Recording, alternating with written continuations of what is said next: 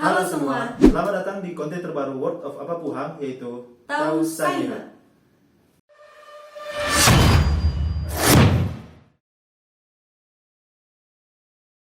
Jadi konten ini akan membahas tentang tokoh-tokoh Sangihe atau juga keturunan Sangihe dimanapun berada yang menginspirasi sejak lalu hingga sekarang ini. Tanpa basa-basi lagi, langsung saja kita bahas. Kali ini kita akan membahas tentang tokoh J.E. Tatengkeng. Berdasarkan buku berjudul Jan Engelbert Tatengkeng, Raja Pujangga Pejuang Indonesia dari Pulau Sangihe, penerbit Arga Pustaka tahun 2018. J.E. Tatengkeng bernama lengkap Jan Engelbert Tatengkeng, dilahirkan di Pulau Sangihe di ujung utara Indonesia, tepatnya di Perdusunan Mitung pada tanggal 19 Oktober 1907. Kampung Mitung adalah bagian dari wilayah salah satu kerajaan tua di Pulau Sangihe, bernama Kerajaan Kolongan. Kerajaan ini didirikan pada kisaran tahun 1550 oleh Ponto Ralage dan berakhir pada tahun 1580. J.E. Tatengkeng adalah anak kedua dari 5 orang bersaudara. Ayahnya bernama Hambali Tatengkeng, seorang guru Injil dan kepala sekolah Sending Folk School, Kolongan Mitung. Sedangkan ibunya bernama Lydia Bangunan dari Kolongan Mitung. Kakek tertua J.E. Tatengkeng adalah Hert Tatengkeng atau Gariet Hert Tatengkeng, merupakan seorang pendeta, guru, dan penilik sekolah di Tahuna. Pada masa pendudukan Jepang, Hert menjadi salah satu dari sekian banyak korban pembantaian massal yang dilakukan oleh tentara Jepang. Saat terjadi pembantaian, pemerintah Jepang di Kepulauan Sangihe pada waktu itu adalah perwira Angkatan Laut Jepang, Kaigun, bernama Kiyoshi Hirano, kelahiran Jepang 30 Mei 1897. Makam ini direnovasi oleh pihak Lanal Tahuna. Kakak kedua J.E. Tatengkeng yang bernama Juliana Tatengkeng menikah dengan seorang pemuda bermarga Yakobus. Dan sedangkan adik dari J.E. Tatengkeng bernama Victor Tatengkeng adalah tentara angkatan laut yang meninggal di Pulau Jawa. Semua saudara kandung J.E. Tatengkeng tidak ada yang menetap di Pulau Sangihe. Karena panggilan tugas ada yang ke Jawa, Manado, dan juga Makassar. J.E. Tatengkeng memiliki nama kesayangan pemberian orang tuanya dengan panggilan Herman. Herman dibesarkan di tengah keluarga yang berkecukupan. Kehidupan masa kecilnya diwarnai dengan waktu-waktu bermain di pantai Kolongan. Dari kehidupan inilah lahir puisi-puisi yang bertemakan alam laut, seperti dalam puisi berjudul Di Pantai Waktu Petang, Sepantun Laut, dan Nelayan Sangihe. Mengapa termenung, apakah direnung, mengapa lagumu tersayup-sayup. Demikian sukma menerikan Allah bercinta. Untuk video lengkap dari musikalisasi puisi J.E. Tatengkeng dapat dilihat di sini, silakan klik. Rumah J.E. Tatengkeng berjarak 200 meter dari bibir pantai. Di belakang rumahnya terdapat sisa-sisa fondasi gereja Katolik dari masa Spanyol dan Portugis. Kedudukan rumahnya menghadap bukit sebagai kaki dari Gunung Api Awu dan berdekatan dengan gereja Protestan Gemis, yaitu Gereja Masehi Injil Sangihe Talaut. Saat ini, rumah J.E. Tatengkeng tinggallah puing-puing fondasi yang dibiarkan hancur. J.E. Tatengkeng dibesarkan di lingkungan keluarga Kristiani. Ayahnya adalah seorang guru Injil yang ditabiskan menjadi pendeta pada tahun 1940. Hampir semua jenjang pendidikan dilaluinya di sekolah Kristen, mulai dari sekolah dasar dan menengah di Pulau Sangihe sampai ke sekolah lanjutan di Pulau Jawa. Latar belakang kehidupan kerohanian tersebut berdampak pada proses penciptaan karya-karya puisinya yang bernafaskan Tuhan. J.E. Tatengkeng memulai pendidikannya di Sending Folk School berbahasa Sangihe pada tahun 1915. Sending Folk School merupakan sekolah desa untuk kaum pribumi setingkat dengan sekolah dasar yang dikelola oleh Badan Penginjilan. Sekolah Sending ini berkedudukan di Kampung Mitung, kampung halaman ibunya. Selanjutnya, J.E. Tatengkeng memulai sekolah di Christelijke Hollandse Inlandse School Manganito. Adalah sekolah lanjutan untuk kaum pribumi yang dikelola oleh Badan Penginjilan pada tahun 1925. Jarak dari rumah J.E. Tatengkeng ke sekolah Hismangan itu melalui darat sejauh 40 km, melalui hutan dan pendakian. Jalur laut sering juga dilalui Tatengkeng menggunakan perahu dayung dengan bantuan layar menyusur pantai ke arah selatan Pulau Sangihe. Pada tahun 1925, J.E. Tatengking berangkat ke Pulau Jawa. Sesampainya di Pulau Jawa, J.E. Tatengking mulai bersekolah di Christelijke Middag, Bandung. Kemudian berpindah ke Christelijke Kweekschool, Solo, dan Christelijke Hollandse Inlandse Kweekschool, Solo, yaitu sekolah guru Kristen. J.E. Tatengking menyelesaikan studinya selama 4 tahun di Kweekschool, sedangkan di Christelijke Hollandse Inlandse Kweekschool, di Solo selama 3 tahun. Pendidikan di sekolah tersebut diselesaikannya dalam waktu 7 tahun. dari tahun 1925 sampai 1932. Pada usia 25 tahun, Tatengking yang berangkat dari sebuah daerah pinggiran utara Indonesia mampu menyelesaikan studi di beberapa sekolah. semasa bersekolah di Solo, J.E. Tatengking bergabung dengan sebuah organisasi pemuda bernama Kristen Jongeren Silibis, atau yang disingkat dengan CJC, dan juga bergabung dengan organisasi bernama Kristen Jongeren de Grote Oost, atau disingkat dengan DGO. sebuah organisasi pemuda Kristen Timur Indonesia. Menurut seorang temannya, dalam sebuah artikel berjudul Cerita seorang kawan almarhum J.E. Tatengking. di sini mengatakan bahwa J.E. Tatengking adalah seorang yang jago berdebat. Artikel tersebut dimuat dalam majalah Ragi Buana edisi 52 tahun 1968, beberapa saat setelah meninggalnya J.E. Tatengking. Di masa itu J.E. Tatengking sering mengikuti ceramah dari Dr. H.A. Van Andel, Dr. J.H. Buffing, dan Dr. H. Kramer. Karya-karya J.E. Tatengking. Masih dalam masa pendidikan di Pulau Jawa, Tatengking sudah melibatkan diri dalam organisasi perjuangan pemuda. Dalam proses berkarya sastra, Tatengking banyak membaca karya-karya sastra dari penyair-penyair Eropa. Pada saat itu dia mulai mengenal sebuah aliran kesusastraan Belanda, Tiger, yang disebut juga sebagai angkatan 80-an. Angkatan 80-an terkenal dengan gerakan 80s. Karya-karya sastra pada aliran Tigers tidak diadopsi sepenuhnya, tetapi karya dari aliran tersebut mempengaruhi daya imajinasinya dalam berkarya.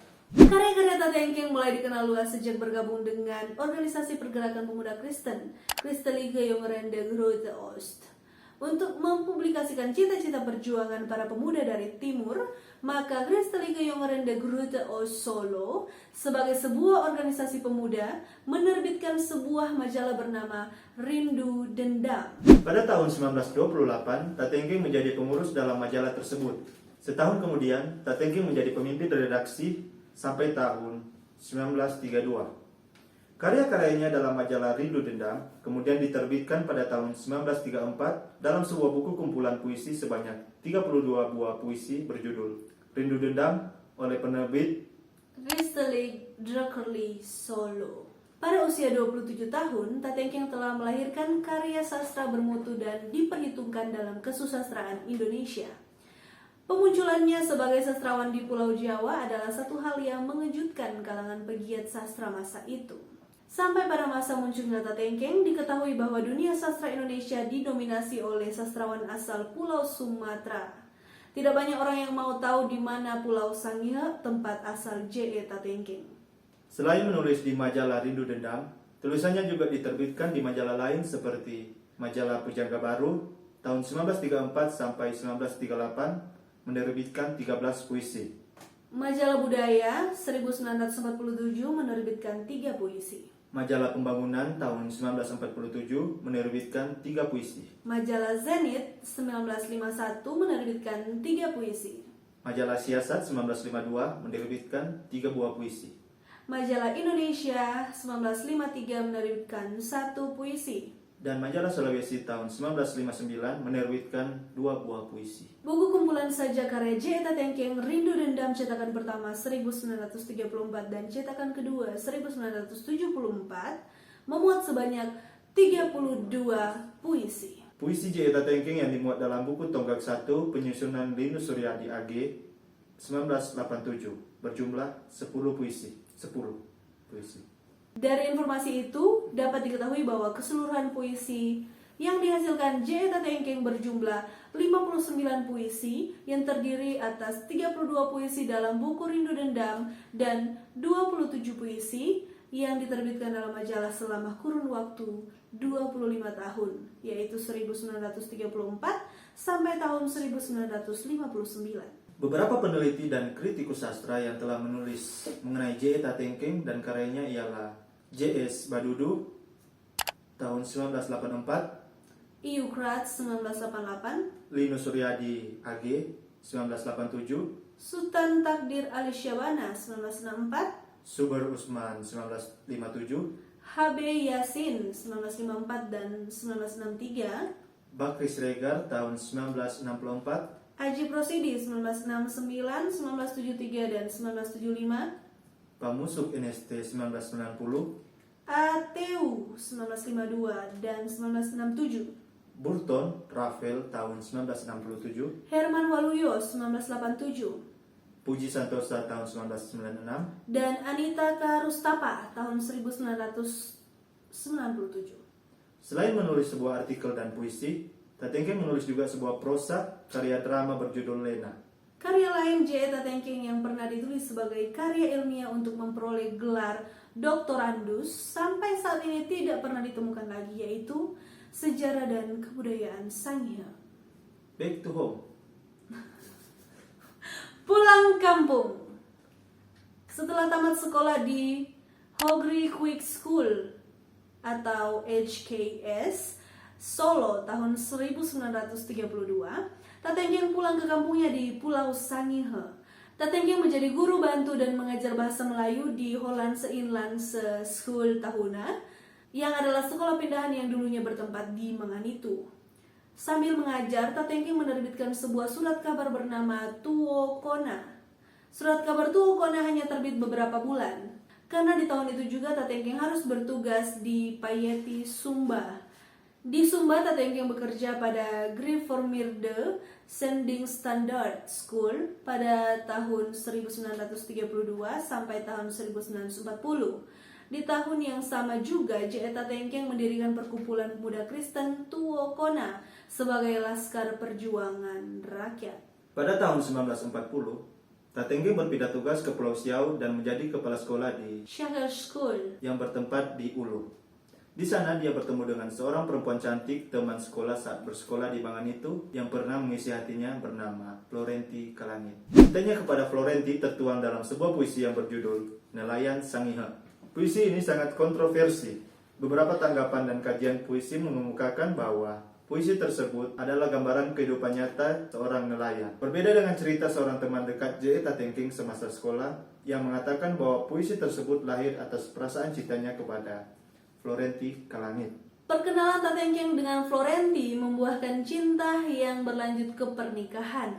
Dari pernikahan itu diperolehlah 4 orang anak, yaitu Pipit atau Sam, Lili, Tuonaung, dan Taka. Lili menikah dengan Olden Bidara. Suka dan duka menyertai pernikahan mereka berdua. Duka yang dalam berpuncak pada saat seorang anak dari mereka meninggal dunia, yaitu Tuonaung yang meninggal saat masih kecil. Akhirnya dari peristiwa tersebut lahirlah sebuah puisi yang berjudul Anakku. Anakku.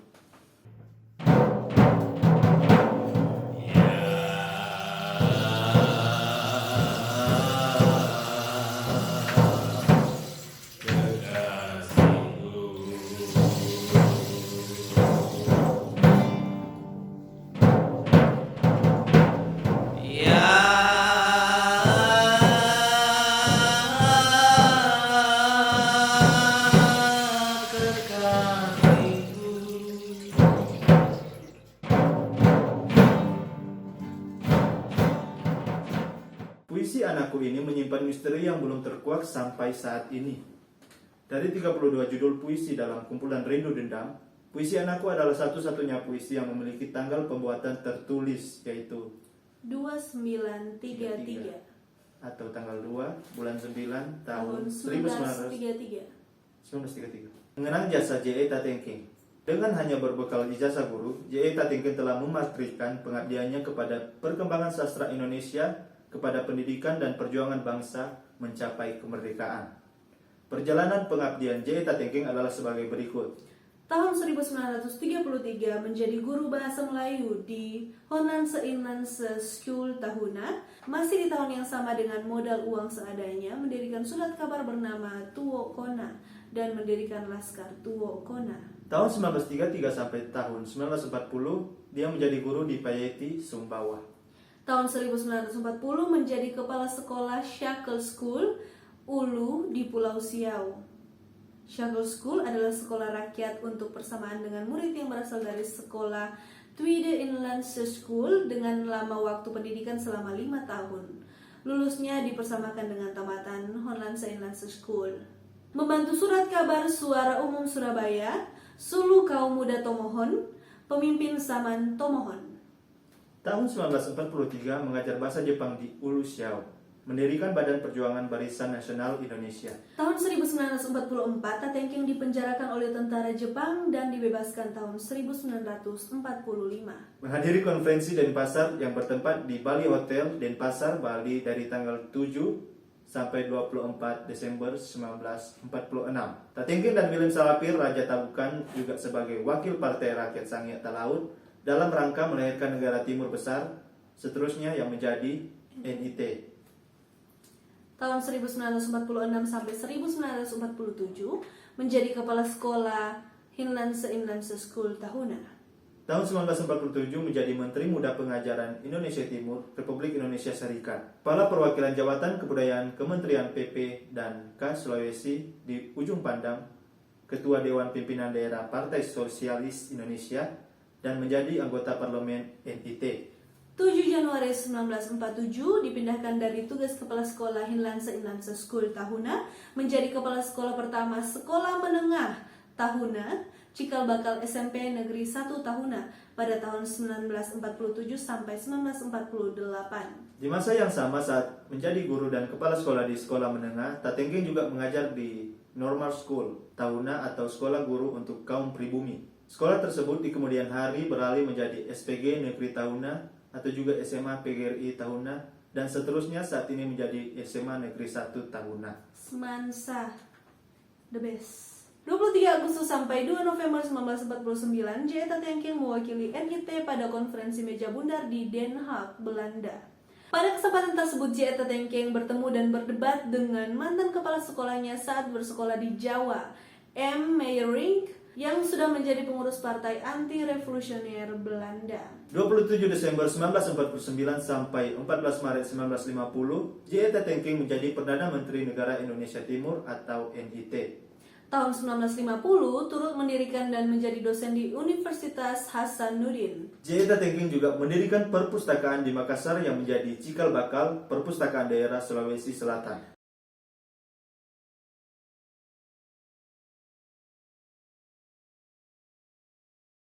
Tahun 1951 menjadi Kepala Jawatan Kebudayaan Kementerian Kebudayaan Perwakilan Sulawesi di Makassar. Tahun 1952 mengambil alih Gedung Kesenian Société de Harmonie Makassar dari penguasaan Belanda. Tahun 1958 menerbitkan dan memimpin majalah kebudayaan Sulawesi yang usianya kurang lebih setahun. Sedangkan tahun 1960 turut mendirikan jurusan Sastra Indonesia Fakultas Sastra Universitas Hasanuddin Makassar. Yang Engelbert Tatengking meninggal dunia karena sakit pada 6 Maret 1968 di RSAD Pelamonia, Ujung Pandang, dan dimakamkan di Ujung Pandang, Sulawesi Selatan. Nah, itu tadi kisah tentang J. Tatengking yang sudah kita bahas. Jika ada dari kalian yang tahu tentang tokoh-tokoh orang Sangya atau keturunan Sangya yang melegenda atau menginspirasi atau yang terkenal namanya, langsung saja DM kita di Instagram atau komen di bawah sini. Sekian video tahu Sangihat kita kali ini. Jangan lupa untuk like, Komen, dan subscribe channel ini. Dan jangan lupa juga untuk tekan bel notifikasinya agar kalian tahu kapan kita akan upload video yang baru. Jangan lupa untuk share video ini sebanyak-banyaknya agar makin banyak yang tahu tentang tokoh-tokoh Sangiha atau keturunan Sangiha yang melegenda, yang menginspirasi dan terkenal di luar sana. Sampai jumpa di video kita yang berikutnya. Kasih Maringang. Bye. Bye.